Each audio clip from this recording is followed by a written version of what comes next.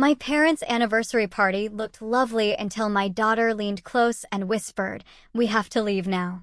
When I asked why, she said, "I'll explain in the car." On the way home, in the heavy silence, she finally said, "You really didn't notice what they were doing. The true purpose behind it." My name is Brooke Anderson, and at 34 years old, I never expected my 16-year-old daughter to save me from my own family. That warm July evening at my parents' 40th anniversary celebration should have been perfect. The country club glowed with golden light. Champagne flowed and smiles seemed genuine. But throughout dinner, I noticed Madison growing increasingly uncomfortable, her eyes darting between her grandparents and my ex-husband. When the anniversary cake appeared, she suddenly gripped my arm. "Mom," she whispered urgently. "We need to go now." I stared at her confused. "Why?" Her eyes hardened. "I will tell you in the car." If you're watching this video right now, please hit the like button and subscribe to support my channel. I would love to know where you're watching from. So, drop your location in the comments below as I share how my daughter's instincts revealed a betrayal I never saw coming. My relationship with my parents, Richard and Diana Wallace, had always been complicated. Growing up in their affluent New England household meant high expectations and conditional approval. My father built a successful real estate development company from scratch, and my mother managed their social standing with military precision. Love came with achievements, and disappointments were remembered forever. I thought I had finally earned their respect when I married Nathan Pearson, the son of one of my father's business associates. My parents adored Nathan from the beginning. His business degree, his ambition, his charm at social functions. For 10 years, I believed we had a solid marriage, even as Nathan grew more controlling and distant. When I discovered Nathan's affair with his 25-year-old assistant, Kayla, last year, my world imploded. The divorce was bitter, leaving me struggling financially with 2 children, Madison, my perceptive, strong-willed 16-year-old, and Ethan, my sweet, sensitive 8-year-old son. I had to move from our spacious colonial home to a modest 3-bedroom apartment, take on freelance graphic design work alongside my part-time gallery job, and adjust to shared custody. To my surprise, my parents seemed supportive during the divorce. They called more often, sent gifts to the children, and invited us for Sunday dinners. I was grateful, believing they had finally chosen me over appearances. Only Madison remained skeptical. "They look at you differently now, Mom," she told me one evening. "Like you're some project they need to fix." I dismissed her concerns as teenage hypersensitivity. "They're trying to help, honey. It's their way of showing love." Madison just shrugged. But the tension between her and her grandparents grew over the months. She would decline dinner invitations, claiming homework or friend commitments. When forced to attend, she was polite but distant, observing more than participating. Ethan, however, blossomed under his grandparents' attention. They took him fishing to baseball games and bought him expensive gifts I couldn't afford. My father started talking about Ethan attending his alma mater someday. "The Wallace legacy continues," he would say, ruffling Ethan's hair while never quite meeting my eyes. When my parents announced their 40th anniversary celebration, I saw it as an opportunity for healing, a grand affair at the Oakage Country Club with over 100 guests, family, friends, business associates, all gathering to celebrate their enduring marriage. I spent weeks preparing. I couldn't afford a new dress, so I altered one from before the divorce. I helped my mother with invitation lists and menu selections. I even created a commemorative photo album, carefully curating images from their 4 decades together. Madison watched my efforts with concern. "Why are you trying so hard, Mom? They never do this much for you." "Because that's what family does," I replied, believing my own words. "We show up for each other." The day of the party arrived with perfect June weather. I spent hours helping Madison get ready, persuading her to wear the emerald green dress my mother had purchased. Just for a few hours, I promised it will make Grandma happy. When we arrived at the country club, my breath caught at the elegant transformation. White roses and leaves adorned every table. Crystal chandeliers sparkled above the dance floor. A string quartet played softly in the corner. My parents stood at the entrance. My father distinguished in his tuxedo. My mother radiant in silver beaded gown, greeting guests like visiting royalty. Brooke, darling, my mother air kissed my cheeks. You look comfortable. And Madison, don't you look lovely in that dress? I knew that color would bring out your eyes. My father barely glanced at me before scooping Ethan into his arms. There's my boy. I've got a special seat for you right next to Grandpa at the head table. I felt the first twinge of unease, but pushed it aside. This was their day after all. The hall filled quickly with familiar and unfamiliar faces. Distant relatives, business partners, country club friends. I circulated, playing the role of beautiful daughter, accepting condolences about my divorce with practiced grace. Yes, it's been challenging, but we're adjusting. The children are resilient. No, I'm not dating yet. Everything seemed to be going smoothly until I spotted them at the entrance. Nathan looking prosperous in a tailored suit with Kayla on his arm, her blonde hair cascading over a designer dress I could never afford. My stomach clenched. Did you know they were coming? I whispered to my sister-in-law, Rachel. She looked uncomfortable. I assumed you knew. Your mother sent them a personal invitation. Before I could process this information, my parents were greeting Nathan and Kayla with enthusiastic hugs. My father clapped Nathan on the back like a long-lost son. While my mother admired Kayla's dress, I stood frozen, watching this warm reunion with the man who had betrayed me and the woman who had helped him do it. When I finally caught my mother's eye, she gave a small shrug. Bygones, darling, Nathan's practically family. We couldn't exclude him from such an important celebration. As I retreated to the bar for a much-needed glass of wine, I noticed Madison standing in the corner, watching everything with narrowed eyes and texting rapidly on her phone. I should have paid more attention to who she was messaging and why. I should have recognized the first warning signs. Instead, I took another sip of wine and told myself to get through the evening with dignity. The Oakage ballroom hummed with conversation and laughter as the celebration hit full stride. Crystal glasses clinked, servers glided between groups with trays of hors d'oeuvres, and the photographer captured carefully orchestrated moments of happiness. I maintained my smile despite the growing discomfort of watching Nathan and Kayla move through the crowd, accepting congratulations on their recent engagement. You're handling this so well, my cousin Melissa whispered, squeezing my arm. I would have thrown my drink in her face by now. I'm trying to be mature for the kids, I replied, scanning the room for Madison and Ethan. My son was easy to spot, proudly attached to my father's side as they greeted important business associates.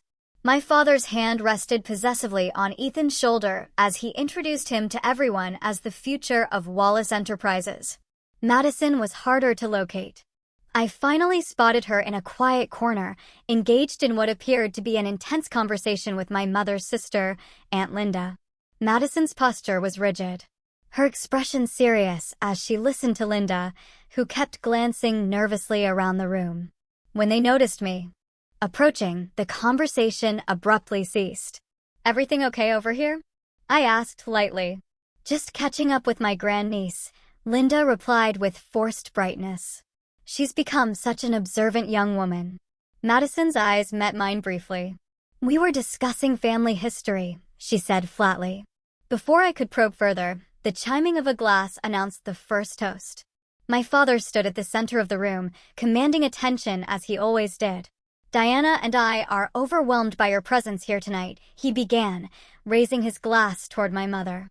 40 years ago, I made the best business decision of my life. Polite laughter rippled through the crowd. Marriage is about building something lasting together, he continued. About making difficult decisions for the greater good of the family. Sometimes that means prioritizing the future over temporary discomforts. His eyes drifted to Nathan, then to Ethan, then briefly to me with an expression I couldn't quite decipher. Today, we're not just celebrating the past. We're securing the future to family legacy and wise investments. The guests enthusiastically raised their glasses, though a few exchanged confused glances at the unusual anniversary toast. As dinner progressed, I attempted to enjoy the excellent meal despite my growing unease. Madison had barely touched her food and kept checking her phone under the table. Ethan, meanwhile, had been moved to sit between my father and Nathan, who were engaged in animated conversation that hushed whenever I approached. During the dessert course, I excused myself to the restroom and nearly collided with Aunt Linda in the hallway. "Oh, Brooke," she startled. "I've been meaning to find you alone. Is everything all right? You seemed intense with Madison earlier." Linda glanced around before speaking in a low voice. "I'm concerned about some conversations I've overheard. Your father and Nathan have been discussing financial arrangements that seem unusual." "What kind of arrangements?" "Something about transferring property to secure against liabilities. They mentioned your name and words like irresponsible and unpredictable." Linda squeezed my hand. "I know Richard can be controlling, but this feels different. Just be careful." Before I could press for details, my mother appeared at the end of the hallway. "There you are, Linda. The photographer wants the sisters' photo now." With an apologetic glance, Linda hurried away, leaving me with a growing sense of dread. When I returned to the table, Madison was gone. Ethan was now sitting on Nathan's lap, looking at something on Nathan's phone, both laughing. My mother stood nearby, beaming at them with approval I rarely received myself. "Where's Madison?" I asked, scanning the room. "That girl," my mother sighed. "So moody lately." She said something about checking the terrace. I found Madison outside her back to the party, speaking intently on her phone. "Yes, that's exactly what the document said. I need to know if that's even legal." She noticed me and quickly ended the call. "Mom, how's the party?" "Who are you talking to?" "Just a friend." She tucked her phone away. "Have you noticed how much time Grandpa is spending with Nathan?" "It's probably just business talk," I said, though doubt colored my words. Madison studied my face. "Mom, have you ever wondered why Grandpa keeps all those family documents in his home office? The property deeds, the trust paperwork." "What are you talking about?" "How would you know what's in Dad's office?" She hesitated. "The last time we visited, I needed a quiet place to study. Grandma said to use Grandpa's office since he was golfing." Her eyes held mine. "I saw papers on his desk with your name and Nathan's. There were red flags all over the place. Literally red sticky flags marking sections about asset transfers and custody." A chill ran through me despite the warm evening. "Madison, those are private business documents you shouldn't have been looking at, even if they're about you, about us." She looked frustrated. "Why aren't you more concerned?" Before I could respond, the doors to the terrace opened as servers prepared for the cake cutting. Madison gave me a long look. "Just watch them carefully, okay? Especially how they interact with Nathan." Throughout the next hour, I found myself doing exactly that, observing interactions I might otherwise have missed. My father's hand on Nathan's shoulder, guiding him to meet specific business associates. My mother showing Kayla family jewelry that had once been promised to me. Nathan's familiar comfort in my parents' inner circle, as though the divorce had never happened. Most disturbing was how they positioned Ethan between them in photos, my father, Nathan, and my son, while excluding me, a visual representation of what suddenly felt like their actual perception of family structure. The slideshow presentation began, projected on a large screen, 40 years of love and legacy. Read the title slide in elegant script. As images of my parents' life together flashed by, I noticed a pattern. My brother Brian and his wife appeared frequently. Nathan was in numerous recent family photos. Ethan featured prominently, but images of me were sparse, and Madison appeared in only 2 group shots. It was as though they were visually erasing us from the family narrative while incorporating. When I glanced at Madison, she was watching me intently, gauging my reaction. She had noticed long before I had. As the presentation concluded to applause, my father took the microphone again. "Before we cut the cake, Diana and I have an exciting announcement." He gestured for Nathan and Ethan to join him. "Family continuity has always been our greatest concern. Today, we're taking steps to ensure Wallace's traditions and properties remain in capable hands for generations to come." I felt Madison's hand slip into mine, squeezing tightly. "In the coming weeks, we'll be finalizing arrangements that will secure our family legacy through proper channels." My father's eyes briefly met mine with something like pity before returning to the crowd. Sometimes the most loving choice is making difficult decisions for those who may not understand what's best. A murmur ran through the crowd as Madison suddenly stood. "I need to check something," she whispered, slipping away before I could stop her. For 20 minutes, I sat in growing anxiety, mechanically accepting congratulations from guests who stopped by my table. When Madison finally returned, her face was pale, her expression determined. She leaned close to my ear, her voice urgent. "Mom, we need to leave now." "We can't just leave," I whispered back, conscious of the nearby guests. "This is my parents' anniversary. Ethan is enjoying himself." Madison's eyes flashed with unusual intensity. "Mom, trust me, we need to go." "Did something happen? Are you feeling sick?" "I'll explain everything, but not here." She glanced nervously toward my father's business partner, Gerald, who was watching our exchange with interest. "Please, Mom, for once, just trust me without questioning everything." The desperation in her voice gave me pause. Madison had always been sensitive and perceptive, but never dramatic or attention-seeking. If she was this insistent, perhaps I needed to listen. "Let me at least say proper goodbyes and collect Ethan." "Make it quick," Madison urged. "And don't let Grandpa talk you into staying." I made my way to where Ethan was playing with his cousins, conscious of the curious glances following me. My mother intercepted me before I reached him. "Leaving so soon?" Her perfectly lined lips curved into a smile that didn't reach her eyes. "The evening is just getting interesting, darling." "Madison isn't feeling well." I lied. "I should get her home." "Send her with your brother. Brian can drop her off.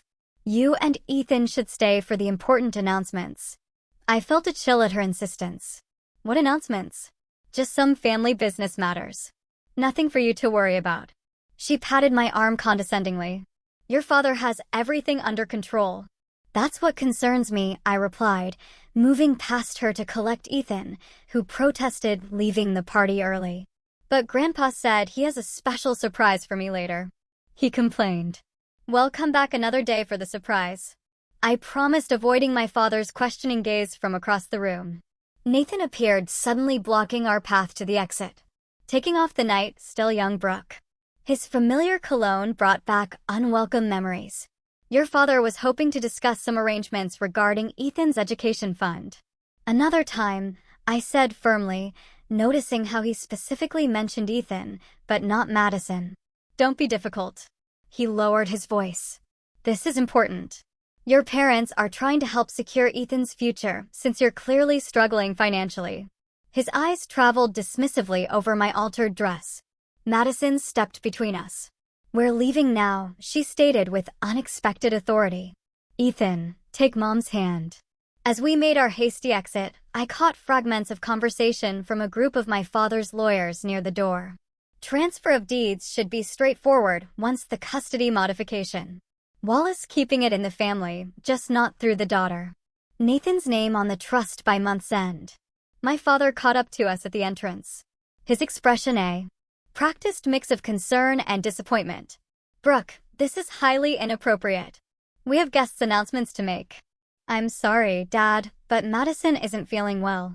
He barely glanced at her. "Then leave her with the staff. You and Ethan need to be present for the family business portion of the evening." The possessive way he emphasized family business while excluding Madison sent warning signals I couldn't ignore. For perhaps the first time in my life, I didn't yield to his authority. "Whatever it is can wait for another day. We're leaving." His expression hardened. "This is exactly the irresponsible behavior that concerns us."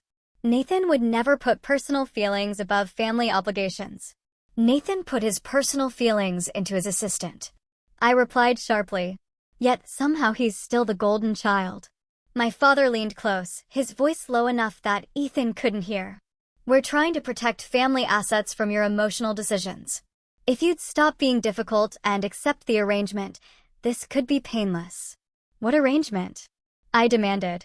He straightened, composing his features as another guest approached. "We'll discuss this when you're being more reasonable. Nathan and I have plans that benefit everyone, especially Ethan." Madison tugged at my sleeve. "Mom, now please." Looking into my daughter's eyes, I saw fear mixed with determination. Whatever she had discovered had truly frightened her, and that decided me. I nodded, turned away from my father without another word, and guided my children through the ornate doors of the country club into the warm summer night. As we walked to the car, I felt a strange mixture of dread and relief. Something was very wrong with my family, and I was finally ready to discover what it was. The interior of my Honda Accord felt like a confessional booth as we pulled out of the country club's circular driveway. Silence hung heavy between us, broken only by Ethan's occasional sighs from the back seat as he played with the party favor he'd collected. Madison sat rigidly beside me, her hands tightly clasped in her lap, staring straight ahead at the darkening road. "Are you going to tell me what this is about?" I finally asked, keeping my voice low to avoid alerting Ethan. Madison glanced back at her brother. "Not yet. He doesn't need to hear this." I nodded, respecting her judgment. We drove in tense silence for 15 minutes until Ethan's head began to nod, his exhaustion from the excitement of the party finally catching up with him. Once his soft snores filled the back seat, Madison straightened. "Pull over somewhere," she said. "I need to show you things on my phone." I found a quiet shopping center parking lot, now empty in the late evening hours, and turned off the engine. The overhead light illuminated Madison's face as she unlocked her phone. "I've suspected something was wrong for months," she began, her voice barely above a whisper. "The way Grandpa and Grandma talk about you when you're not around, how they've been cultivating Ethan and excluding me. But I thought maybe I was just being paranoid until today." She opened her text messages. "First, I need to tell you who I've been talking to. It's Aunt Samantha." The name hit me like a physical blow. Samantha was my father's youngest sister who had been effectively excommunicated from the family 15 years ago after a bitter dispute over her inheritance. My father had always told us she was unstable and money-hungry. We hadn't spoken to her in years. "How did you even contact her?" "I found her on Instagram 3 months ago. I reached out because Madison hesitated because the way Grandpa treats you reminded me of stories I've heard about how he treated her." She passed me her phone showing a lengthy text exchange. "She's been warning me that Grandpa and Grandma might try to manipulate the family again. She said to watch for signs like them getting overly involved with custody arrangements or showing unusual interest in your finances or property." I scrolled through the messages, my heart sinking as I read Samantha's warnings and Madison's increasingly concerned responses. That's why I've been paying such close attention. But today confirmed everything. Madison's voice trembled slightly. "When I disappeared during the party, I went to Grandpa's office in the country club. He keeps a briefcase there. I heard Nathan and him discussing documents earlier, and I wanted to see what they were." "Madison, you can't just go through private papers." Even as I protested, I felt a flicker of pride at her resourcefulness. "Mom, they're planning to take everything from you." Her eyes welled with tears. When I was looking for the bathroom, I overheard Grandpa and Nathan in the study. They were laughing about how you'd never see it coming. That's when I decided to investigate. She took her phone back and opened her photos. I took pictures of everything I found. What I saw made my blood run cold. Legal documents with my name, Nathan's name, and my parents as co-signatories. Property transfer forms for my childhood home. The Victorian house my parents had always promised would come to me, their only daughter. Custody modification petitions with notes in my father's handwriting about Ethan's proper upbringing in the family tradition. "There's more," Madison said quietly. When I went back to the party, I recorded some conversations on my phone. I kept it in my pocket with the microphone exposed. She played a recording. My father's voice came through clearly. "Nathan understands what's needed to maintain the Wallace name. Brooke has always been too emotional, too independent. This divorce actually gives us the opportunity we needed to restructure things properly." Nathan's voice responded. "I appreciate your trust, Richard. With the house transferred to me as Ethan's custodial parent, we can ensure the proper maintenance of family property and traditions. Brooke would just sell it to fund some artistic pursuit." My mother's voice joined in. "We've always worried about Brooke's judgment. Remember that inappropriate teacher she dated in college or the year she wanted to be a photographer? Thank goodness you've remained close with us, Nathan. Despite the divorce, you're still the son we always wanted. Tears blurred my vision as the recording continued, revealing more of their plans, contesting our divorce settlement to transfer more assets to Nathan, building a case for increased custody of Ethan based on my financial instability and systematically excluding Madison, whom they considered too much like her mother, questioning everything. "They've been telling Ethan things too," Madison said softly. "Little comments when you're not around. Grandma told him that if he lived with Dad, he could go to special schools and have more opportunities. That you're holding him back." The betrayal cut so deep I could barely breathe. My own parents conspiring with my ex-husband to take my son and my inheritance. Planning it at their anniversary celebration, using the event as cover for their schemes. "I couldn't let you stay there while they announced whatever they were planning," Madison explained. Aunt Samantha said Grandpa did something similar to her at a family event, blindsided her publicly so she couldn't react without seeming hysterical. I reached for Madison's hand, holding it tightly. "Thank you," I whispered, my voice breaking. For paying attention when I couldn't see what was happening, for being brave enough to investigate, for getting us out of there. She squeezed back. "I was so afraid you wouldn't believe me. You always want to see the best in them. I believe you now." I started the car with shaking hands. "Let's go home and figure out what to do next." As we drove through the darkness toward our modest apartment, I realized two things with perfect clarity. My daughter had saved me from my own blind loyalty, and tomorrow would begin a battle I never expected to fight against my own family. Sleep eluded me that night. After tucking Ethan into bed, I spent hours at my kitchen table with Madison, reviewing the evidence she had gathered and searching for additional confirmation. Around midnight, she finally succumbed to exhaustion. Collapsing on the couch with her phone still clutched in her hand, I covered her with a blanket, marveling at the strength and maturity she had shown. Alone with my thoughts, I opened my laptop and began my own investigation. First, I checked an old email account I had shared with Nathan during our marriage. He had never changed the password, assuming I no longer used it. There, in the drafts folder where he often stored notes to himself, I found messages outlining his discussions with my father. Richard agrees transfer of property should happen before school year. Custody modification to follow. Brooke distracted by gallery work. Unlikely to notice legal notices. Another draft dated just 3 days earlier. Anniversary party, perfect opportunity to announce arrangements. Diana concerned about Brooke's reaction, but Richard confident family pressure will force compliance. My hands trembled as I continued searching in the sent folder. I discovered emails to our family attorney requesting information about modifying child support and custody agreements based on changes in living arrangements and financial circumstances. At 2 a.m., driven by a mixture of insomnia and determination, I did something I hadn't done in 15 years. I searched for Samantha Wallace online and found her contact information through her business website. Without allowing myself to hesitate, I sent her a text message. "Samantha, this is Brooke. Madison showed me everything. I need to talk to you about Dad." To my surprise, she responded almost immediately. "I've been waiting for this call for years. Are you somewhere safe to talk?" We spoke for over an hour. Samantha's story poured out how her father had manipulated her out of her portion of our grandparents' estate, using a family celebration to publicly announce changes to trusts and property ownership that had already been legally executed without her knowledge. How he had turned family members against her by painting her as unstable and greedy when she objected. "History repeats itself," she said, her voice thick with emotion. "Dad sees the family as a business and the children as assets to be managed.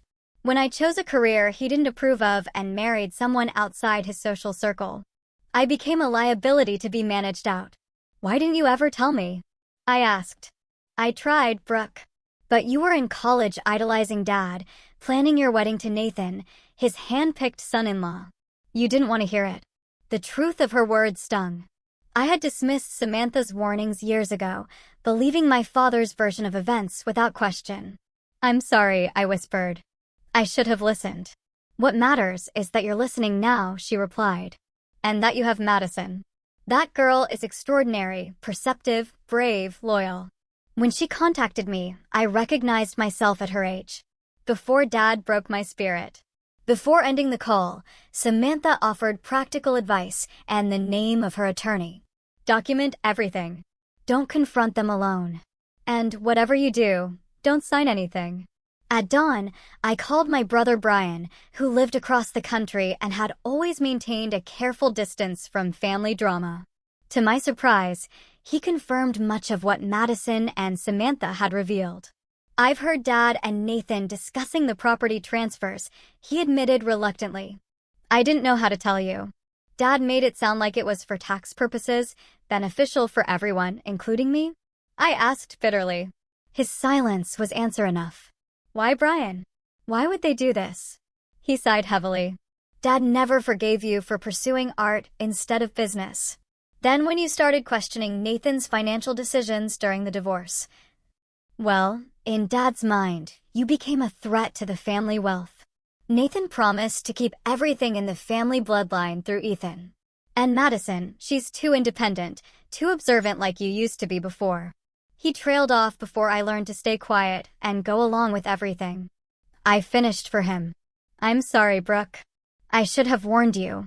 After feeding Ethan breakfast and sending him to play with the neighbor's son, I made the call I had been dreading. With Madison sitting beside me for moral support, I phoned my parents' house.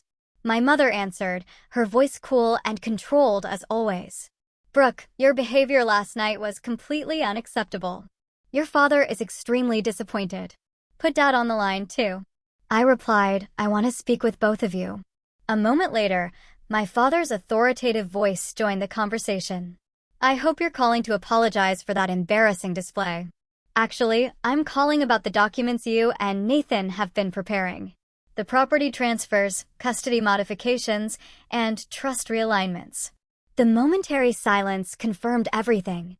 Those are private family business matters. My father finally responded, his tone hardening. Matters that wouldn't concern you if you had shown better judgment in your personal life. Concern you if you had shown better judgment in your personal life. They concern me directly since they involve my children and my inheritance. An inheritance is a privilege, not a right, my mother interjected. Your father earned everything we have. He has the wisdom to determine its proper distribution. By giving it to my ex-husband instead of me? By helping him take custody of my son.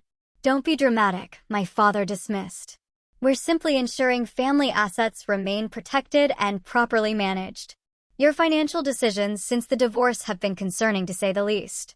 You mean my decision not to let Nathan control our money? Or my refusal to give up my career to be a proper society wife? We've always supported your little hobby at the gallery, my mother said condescendingly. Nathan understands business, my father continued. He knows how to maintain family wealth and position. Ethan deserves the opportunities that come with proper management of those resources. And Madison, I challenged, what opportunities have you planned for her? Their telling silence spoke volumes. Madison is headstrong, my mother finally offered. Like Samantha, was not particularly interested in family tradition. The casual dismissal of my daughter ignited something primal within me. Let me be perfectly clear, I said, my voice steadier than I felt. I know everything about your plans. I have copies of the documents, recordings of your conversations with Nathan, and witnesses to your manipulation of Ethan. You're being hysterical. My father snapped. This is exactly why we needed to take measures. Your emotional instability. Is this how you justified what you did to Aunt Samantha, too? I interrupted. The shocked silence that followed told me I had struck a nerve. I've spoken with Samantha, I continued. And Brian, I know this isn't the first time you've manipulated family members out of their inheritance or used public family events to force compliance. You've been speaking with Samantha. My mother's voice rose with indignation. That unstable, ungrateful. That's enough. I cut her off. I'm meeting with an attorney tomorrow. Any communication going forward should go through them. And tell Nathan the same. You're making a serious mistake. My father warned. We were trying to help you. No, Dad. You were trying to control me like you've always done. But it stops now. I ended the call and sat in silence with Madison, whose eyes shone with a mixture of fear and pride. What happens now? She asked softly. I pulled her into a hug, drawing strength from her courage. Now we fight, not just for our financial security, but for our freedom from their manipulation. As I held my daughter, I felt something shifting inside me. Decades of seeking approval transforming into a resolve to protect what truly mattered, my children and my dignity. The next morning, I contacted Jennifer Reeves, the attorney Samantha had recommended. Unlike the family lawyers who had handled my divorce, men who played golf with my father and had known Nathan for years, Jennifer had no connections to the Wallace family. Her office was modest but professional. Her manner direct and unimpressed by family names or social standing. "Your situation isn't unique," she told me after reviewing Madison's evidence and my additional findings. Wealthy patriarchs often use family trusts and property as control mechanisms. The good news is that your daughter's documentation gives us leverage. "What about the custody threats?" I asked, my greatest fear surfacing. "Nathan has more financial resources, especially with my parents backing him. Money influences custody battles, but it's not the only factor. Courts prioritize the children's well-being and established relationships." Jennifer tapped Madison's recorded conversations. Their transparent discussion of using Ethan as a pawn in financial maneuvering works in our favor. She outlined a strategy that began with legal notifications preventing any property transfers without my consent, followed by formal documentation of the attempts to manipulate custody for financial gain. "We'll also need to address your son," she advised gently. "From what you've described, they've been conditioning him to prefer time with his father and grandparents through gifts and promises." Madison, who had insisted on attending the meeting, spoke up. "Ethan's confused. He loves Mom, but Grandpa keeps telling him that living with Dad would mean private school and a bigger room." Jennifer nodded thoughtfully. "Children are perceptive, but vulnerable to manipulation. Family therapy might help him understand what's happening in age-appropriate terms." After establishing legal protections, I took the next difficult step, confronting Nathan directly. Following Jennifer's advice, I invited him to meet at a neutral coffee shop, recording the conversation with my phone visible on the table. "This is unnecessary," he complained, glancing at the phone. "We could discuss family matters privately." "Family matters became legal matters when you conspired with my parents behind my back," I replied, maintaining the calm demeanor Jennifer had coached me to display. Initially, Nathan denied everything, claiming misunderstanding and exaggeration. But when I referenced specific documents and conversations Madison had photographed and recorded, his strategy shifted. "Your parents approached me," he admitted, lowering his voice. "They were concerned about your emotional state after the divorce, worried about the children's stability, and their solution was transferring my inheritance to you and modifying our custody arrangement." He had the grace to look uncomfortable. "Richard believes family assets should remain under proper management. The house, the trust fund. These are Wallace's family legacies that I'm apparently unworthy to maintain because I divorced you after your affair." Nathan leaned forward, his familiar persuasive tone emerging. "Be reasonable, Brooke. Your father is offering financial security for Ethan's future. All you need to do is cooperate with the new arrangements." "And Madison, what does the arrangement offer her?" His hesitation confirmed what I already knew. "Madison is different, more independent. Richard thinks that she's too much like me," I finished. "Not controllable enough." Our conversation ended with Nathan realizing I wouldn't be manipulated. As he left, he delivered a final warning. "Your parents have resources and influence you can't match. Don't turn this into a war you can't win." His words might have intimidated me once, but Madison's courage had awakened something dormant within me, a willingness to fight for what was rightfully ours. The next weeks unfolded in a careful strategy of legal maneuvers and emotional healing. Jennifer filed court documents protecting my parental rights and blocking any property transfers. I scheduled sessions with a family therapist specializing in parental manipulation, bringing both children to create a safe space for Ethan to express his confusion. "Grandpa says, Dad needs me more than you do," he confessed during one session, his 8-year-old face creased with worry. "He says, I'm the Wallace heir. You're my son first," I told him gently. "And you don't have to carry adult worries or choose between people who love you." Madison thrived in this period of honesty, no longer carrying the burden of protecting me from painful truths.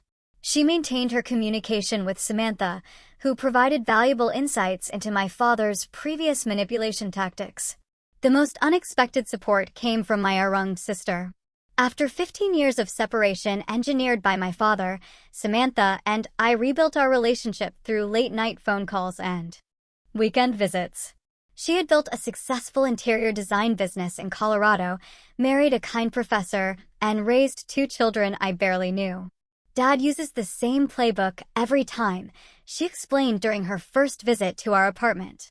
Identify the family member who questions authority. Label them as unstable or irresponsible. Isolate them from allies. Then use a public family event to announce decisions already made in private. I can't believe I never saw the pattern, I admitted, because he's careful to target only one person at a time.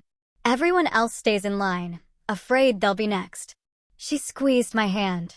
But he miscalculated with you. He didn't account for Madison. Indeed, Madison had become my strongest ally. While I navigated legal proceedings and emotional processing, she maintained detailed records of every interaction with my parents and Nathan, created a timeline of their manipulation attempts, and even helped Ethan understand the situation in terms he could grasp. Mom isn't taking you away from Dad or Grandpa.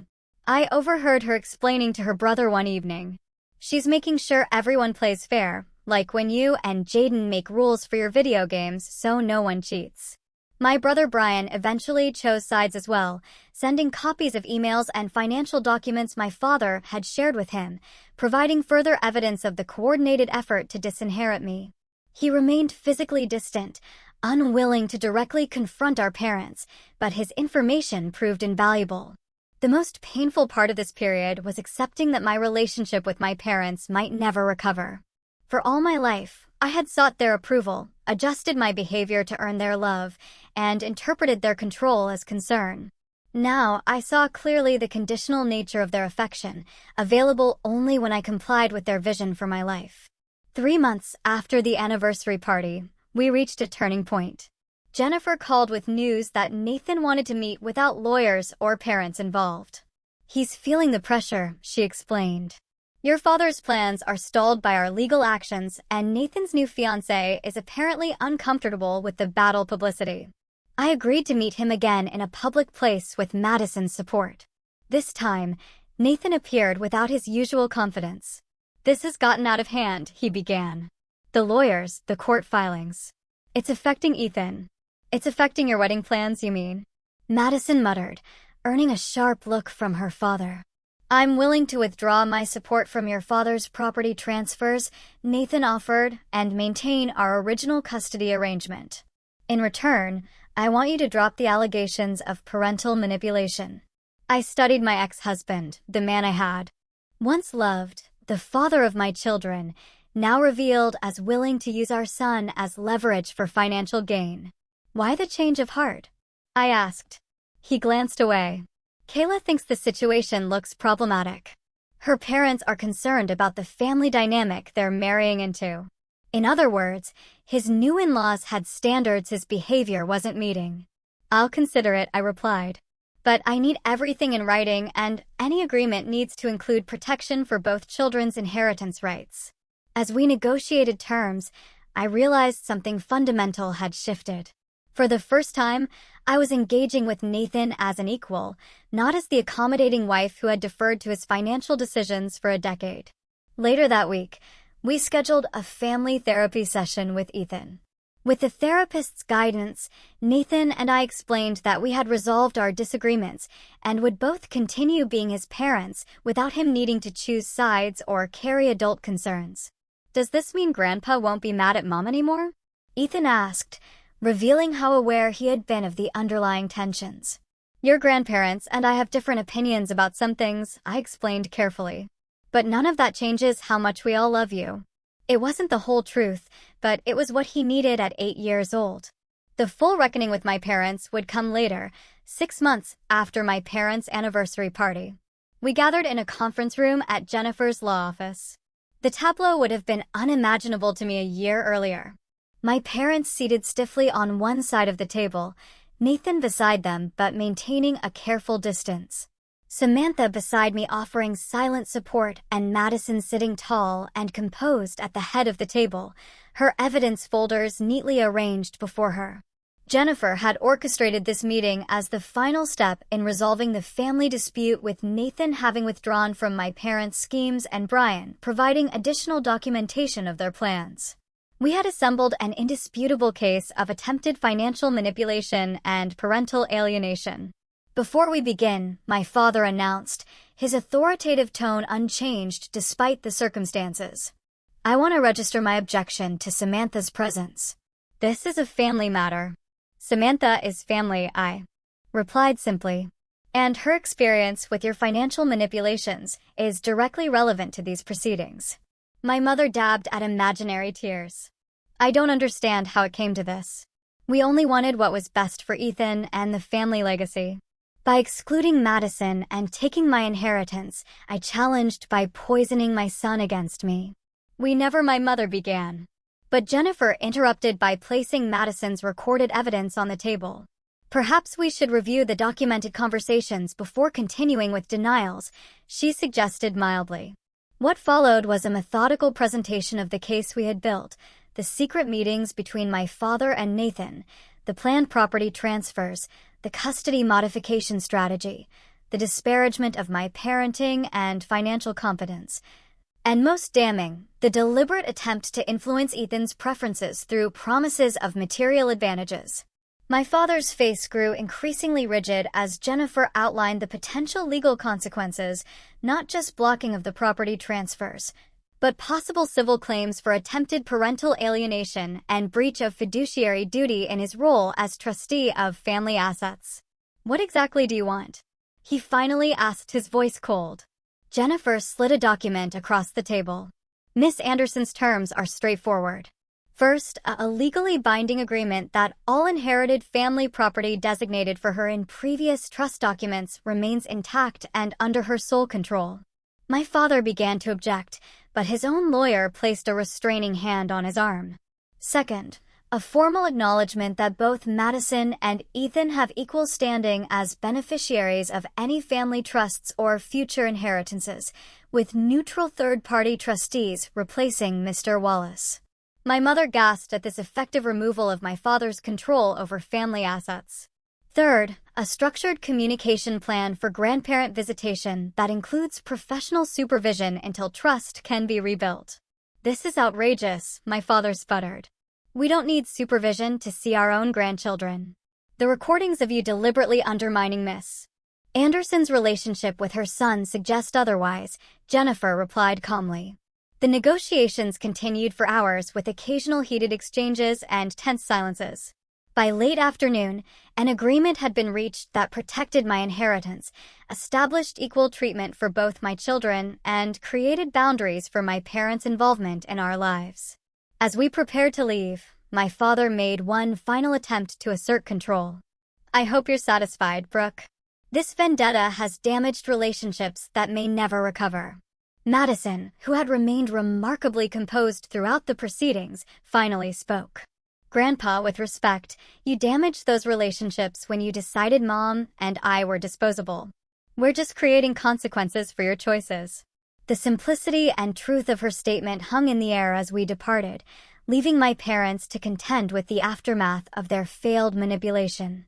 The months that followed brought significant changes to our lives. With my inheritance secured, I was able to purchase a small but comfortable house with room for both children. I expanded my work at the gallery from part-time to full management. Finding financial stability and creative fulfillment I had suppressed during my marriage, Madison blossomed without the weight of family secrets, developing a close relationship with her Aunt Samantha and cousins she had barely known existed. Ethan gradually adjusted to our new family configuration, especially once the tension of the custody threats dissipated. My relationship with my parents entered a lengthy healing process. The structured visitation plan began with short, supervised interactions that slowly extended as they demonstrated respect for my parental authority. My father struggled most with the new boundaries, occasionally testing limits with gifts or promises to Ethan. but consistent consequences eventually yielded grudging compliance. Nathan surprisingly became a more engaged father once freed from my parents' influence.